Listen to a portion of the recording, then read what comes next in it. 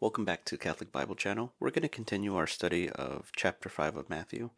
We left off with chapter 4 after Jesus' temptation in the desert where he fasted for 40 days and 40 nights. And affectionately, we're going to pick up on chapter 5, which is often called the Sermon on the Mount. If I'm not mistaken, the Sermon on the Mount, that name was given to this chapter or to this part of Matthew largely by St. Augustine, who called this is Jesus' Sermon on the Mount. Now, if you take a look, I have this really nice Bible here that has the English Douay-Rheims on the left and the Clementine Vulgate on the right. Okay, I've always wondered, why do we call these the Beatitudes? Blessed are the poor in spirit, for those is the kingdom of heaven. Blessed are they meek, for they shall possess the land, and so forth. And as I was looking over this Bible, in the exact same verse by verse layout, it says, Beate mites, beate que lugent, and so forth. So I'm going to take an educated guess here and say that the Beatitudes really come from, the name Beatitude comes from the Clementine and Latin Vulgate.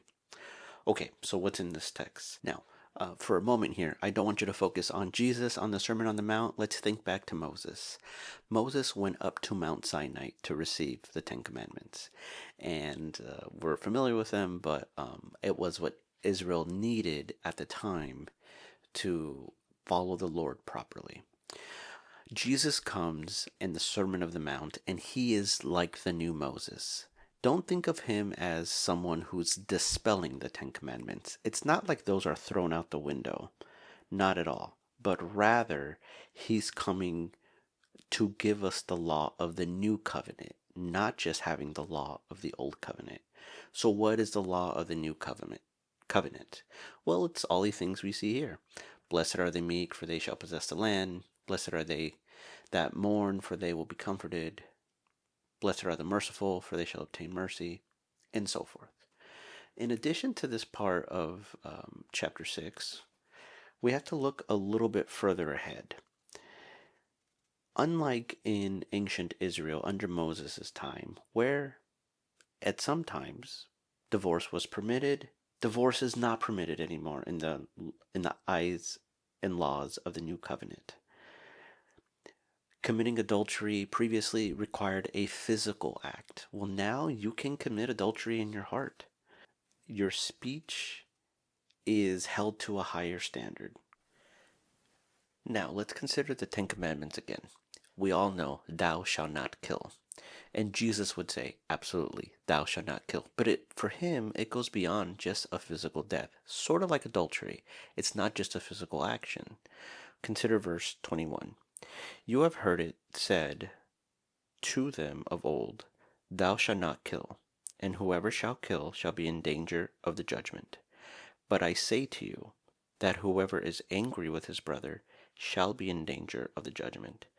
And whoever shall say his brother Raka shall be in danger of the council.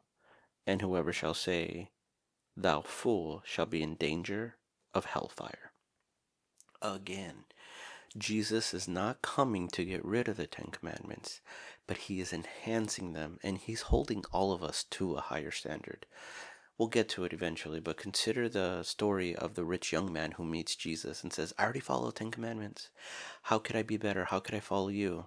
And Jesus responds to him, well, yeah, sell all your stuff and follow me. And the young man goes away weeping. Why? Because the Ten Commandments, think of that as a starting point, and Jesus is there to take us the rest of the way. Now, let's consider the mountain itself. During the time when Moses got the Ten Commandments on Mount Sinai, he's physically on top of the mountain. God gives him the tablets where he writes down the Ten Commandments, and he brings it down to the people. He's going down to their level. Jesus is flipping the script. He's on the mountain, yes, but so are his disciples. You need to go up to Jesus' level. You need to follow him up into the mountain. That is where the enlightenment happens. That's where the new law, the new covenant, the new, we'll call them commandments.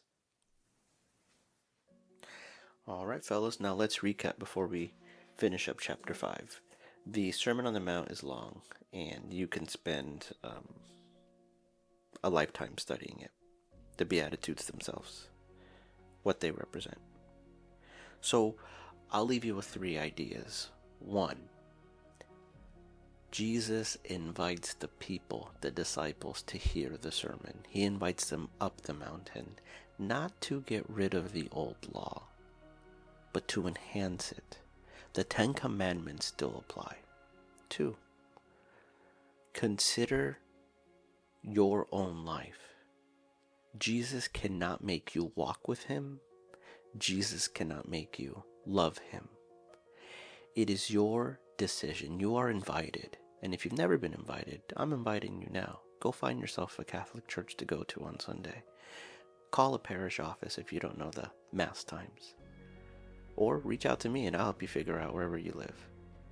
You are invited, but nobody can make you go. On the Sermon on the Mount, the people were invited there. And 3, we are called to a higher standard. It's not just actions anymore, like the physical action of adultery, the physical action of killing someone. We can commit those sins in this new covenant. So we have to be very careful with our thoughts, with our actions, with our words. And for that, we're held to a higher standard. But we're also held to higher glory because we get to live with the Son of God. Come back next week. God bless. Rejoice that Christ is Lord. Till then.